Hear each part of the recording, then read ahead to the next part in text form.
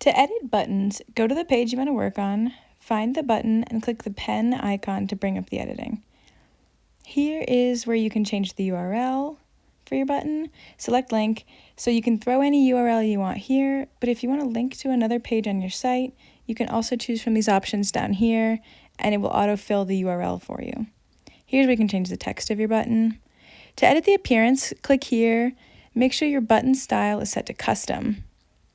If you want to change the color, make sure that these are both set to the same color, as the default setting for buttons is to have one color fade into another color. So if you want to have one solid color button, just make sure these are set to the same hex code.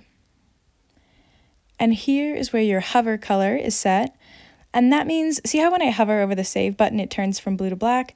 That's the color that you are editing there. You can also change the color of the text, and at the very bottom, you're able to add any icons you might want onto your button. So you can have no text and just an icon, or you could have text with an icon on it, and whatever you do, hit save, and then update, and you're set.